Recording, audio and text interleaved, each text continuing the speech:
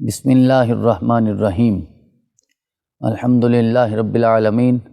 والصلاة والسلام علی سید الانبیاء والمرسلین والعاقبۃ للمتقین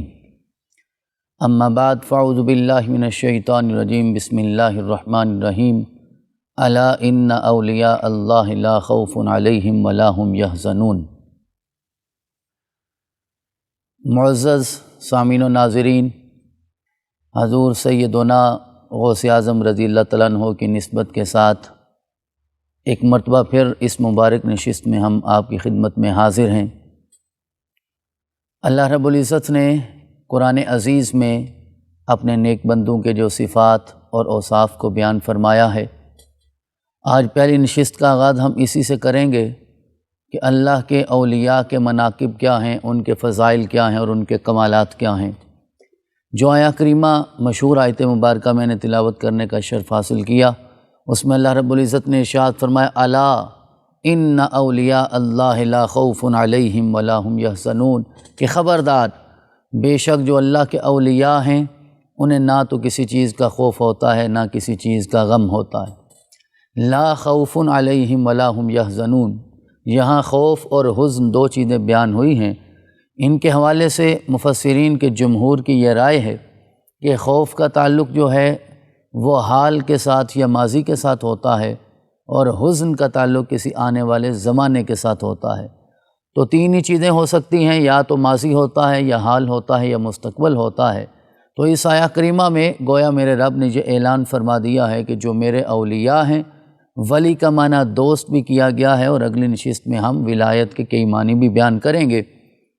تو معروف معنی یہ ہے کہ جو اللہ کے دوست ہوتے ہیں اس کے محب ہوتے ہیں، حتیٰ کہ جن کو اللہ اپنا محبوب بنا لیتا ہے اور ان سے محبت کرنے لگتا ہے، انہیں نہ تو زمانہ ماضی میں اور نہ حال میں کسی چیز کا غم اور خوف ہوتا ہے، اور نہ ہی مستقبل میں کسی چیز کا ملال اور حزن ہوگا۔ حضور سیدنا غوث اعظم رضی اللہ تعالیٰ عنہ کی ذات گرامی یقیناً اپنے زمانے سے لے کے آج تک ولایت کے اعلیٰ ترین مرتبے پہ فائز ہیں، اور اللہ رب العزت نے جو آپ کو مقام عطا فرمایا ہے وہ شاید ہی کسی اور ہستی کو نصیب ہوا ہو۔ اسی لیے صوفیاء یہ قول کیا کرتے ہیں کہ حضور غوث اعظم کا مقام اولیاء کے درمیان اسی طرح ہے جس طرح سرور کائنات علیہ تحیت و ثنا کو میرے رب نے انبیاء اور رسل اعظام کے درمیان یہ مقام عطا فرمایا ہے۔ جو اولیاء میں آپ کی شان ہے یہ اسی طرح ہے جس طرح انبیاء میں اور رسل میں سرور کائنات علیہ تحیت و ثنا کی شان ہے۔ اولیاء اور صالحین کے مناقب کے حوالے سے احادیث میں کیا چیزیں درج ہوتی ہیں تاکہ جو اللہ کے محبوب بندے ہوتے ہیں ان کے مقام اور شان کو ہم آسانی کے ساتھ سمجھ سکیں۔ متفق علیہ حدیث مبارکہ ہے، حضرت ابو ہریرہ اسے روایت کرتے ہیں کہ نبی پاک صلی اللہ علیہ وسلم نے ارشاد فرمایا اذا احب اللہ العبد، جب اللہ اپنے کسی بندے سے محبت کرنے لگتا ہے، نادا جبریل، تو پھر میرا رب جبریل کو ندا دیتا ہے، جبریل کو بلاتا ہے اور ارشاد فرماتا ہے ان اللہ یحب فلانا، کہ بے شک اللہ تعالیٰ تو فلاں بندے سے محبت کرتا ہے، فاحببہ، اور تم بھی اس سے محبت کرو جس سے خدا محبت کرتا ہے، فیحبہ جبریل، پھر جبریل بھی ان سے محبت کرنے لگتا ہے، فینادی جبریل فی اہل السماء، اور پھر جبریل اہل آسمان میں، آسمانی مخلوقات میں یہ ندا دیتے ہیں ان اللہ یحب فلانا، بے شک اللہ تعالیٰ فلاں سے محبت کرتا ہے، فاحبوہ، تو تم بھی اس سے محبت کرو، فیحبہ اہل السماء، پھر سارے آسمان والے اس شخص سے محبت کرنے لگتے ہیں، ثم یوضع لہ القبول فی الارض، پھر میرا رب اس کی محبت کی قبولیت کو زمین والوں کے دلوں میں ڈال دیتا ہے، اور پھر سارے اہل ارض بھی ان سے محبت کرنے لگتے ہیں۔ اس حدیث مبارکہ میں دو تین چیزوں کی طرف اشارہ کیا گیا ہے کہ پہلے تو میرا رب جب اپنے کسی بندے سے محبت کرتا ہے تو میرا رب کیسے محبت کرتا ہے، اس حوالے سے قرآن عزیز میں ارشاد فرمایا گیا قل ان کنتم تحبون اللہ فاتبعونی یحببکم اللہ یغفر لکم ذنوبکم واللہ غفور الرحیم۔ کیا محمد صلی اللہ علیہ وسلم آپ فرما دیجئے اگر تم سارے اللہ سے محبت کرنا چاہتے ہو تو میری اتباع کرو، میری اطاعت کرو، میری پیروی کرو، میرے نقش قدم پہ چلو، یحببکم اللہ، تو وہ تم سے محبت کرے گا، بلکہ پھر تم اللہ کے محب نہیں رہو گے، وہ تمہیں اپنا محبوب بنا لے گا۔ جب محبوب بنا لیتا ہے پھر وہ مرحلہ آتا ہے جس کی طرف اس حدیث مبارکہ میں اشارہ ہوا کہ میرا رب جبریل کو بلاتا ہے اور جبریل کو یہ پیغام پہنچا دیتا ہے کہ میں اپنے فلاں بندے سے محبت کرتا ہوں، اور وہ محبت آج بھی ہو سکتی ہے، قیامت تک آنے والے کسی شخص کے ساتھ بھی میرا رب محبت کا اظہار کر سکتا ہے۔ تو حضور سیدنا غوث اعظم رضی اللہ تعالیٰ عنہ کا مقام کیا ہوگا، ذرا اندازہ کیجئے۔ انہوں نے رسول اللہ کی اتباع میں، اطاعت میں، پیروی میں، میرے آقا کے نقش قدم پہ چلتے ہوئے اللہ کی رضا کو کس طرح پایا ہے کہ میرے رب نے سارے زمانے کے دلوں میں آپ کی محبت کو ڈال دیا ہے۔ اعلان ہوتا ہے اذا احب اللہ العبد، کہ جب اللہ کسی بندے سے محبت کرتا ہے تو پہلے جبریل کو بتاتا ہے کہ جبریل میں فلاں بندے سے محبت کرتا ہوں، تم بھی اس سے محبت کرو۔ جبریل محبت کرنے لگتے ہیں۔ جب اللہ کا حکم ہوگا تو جبریل کیوں نہیں محبت کرے گا؟ جبریل بھی محبت کرے گا، میکائیل بھی محبت کرے گا، اسرافیل بھی محبت کرے گا، اسرائیل بھی محبت کرے گا، باقی انبیاء اور رسل بھی تو محبت فرمائیں گے کیونکہ وہ اللہ کا محبوب ہو گیا ہے۔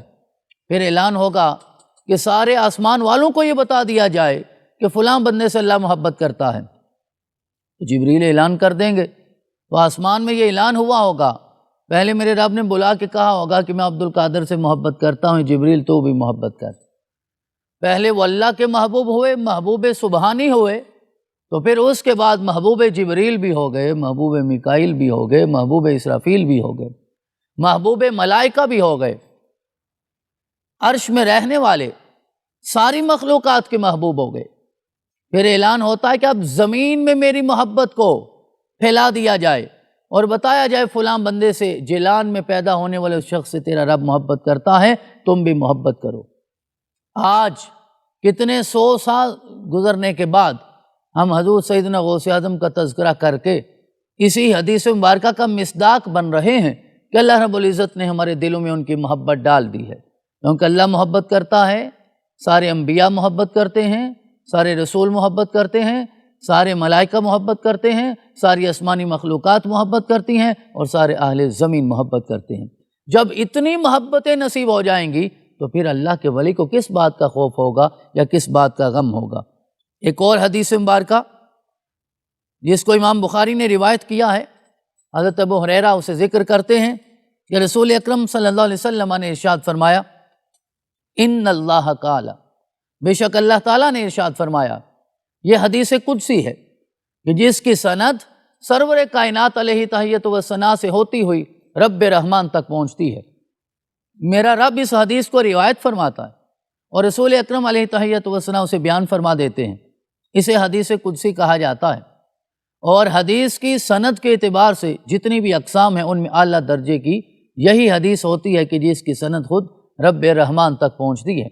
تو میرا رب نے ارشاد فرمایا، من عاد لی ولیا، کہ جو میرے کسی ولی کے ساتھ دشمنی کرتا ہے، عداوت کرتا ہے، فقد آذنتہ بالحرب، تو میں رب ہو کر اس کے ساتھ اعلان جنگ کرتا ہوں۔ ذرا اندازہ کیجئے، ذرا تصور کیجئے، آج اللہ کے اولیاء کا تذکرہ ہو رہا ہے،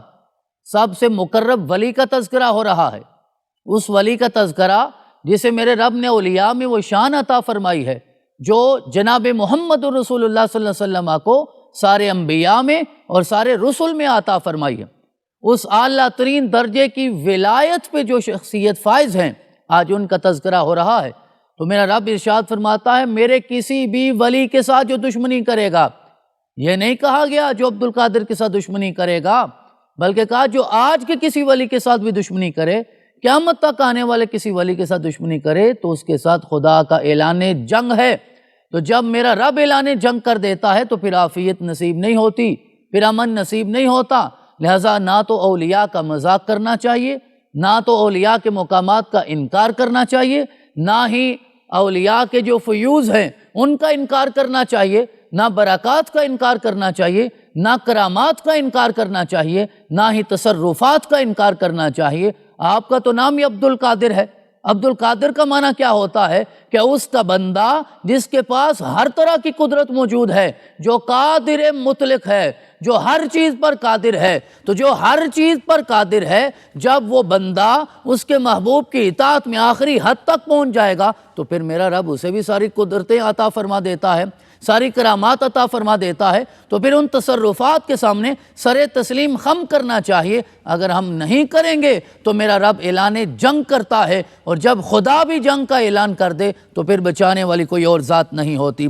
تو یہ حدیث قدسی میں فضائل بیان کیے جا رہے ہیں کہ اللہ کے کسی ولی کے فضائل کیا ہیں، تو ان فضائل کے تناظر میں ہم نے یہ سمجھنا ہے کہ اسے عام ولی کے اگر یہ فضائل ہیں تو پھر جو سرور اولیاء ہیں، سارے انبیاء کے اولیاء کے سردار ہیں، حضور سیدنا غوث اعظم رضی اللہ تعالیٰ عنہ کی ذات گرامی، ان کا مقام کیا ہے۔ ارشاد فرمایا وَمَا تَقَرَّ إِلَيَّ عَبْدِي بِشَيْءٍ أَحَبَّ إِلَيَّ مِمَّا افْتَرَضْتُ عَلَيْهِ، کہ ذرا اندازہ کرو کہ جب میرا رب کسی بندے کو اپنی محبت کی وجہ سے، نوافل کی قربت کی وجہ سے اپنے قریب کر لیتا ہے، تو پھر میرا رب اسے اپنی محبتوں میں اتنا عطا فرمانا شروع کر دیتا ہے کہ پھر وہ انسان اپنے رب کا محبوب بن جاتا ہے۔ حضرات محترم، یہ جملہ روایتی نہیں ہے، اسے سمجھنا ہے کہ کیسے ہم اللہ کے محبوب بن سکتے ہیں۔ حالانکہ ہمیں اللہ کا محب ہونا چاہیے، لیکن جب اس کی اتباع میں، اطاعت میں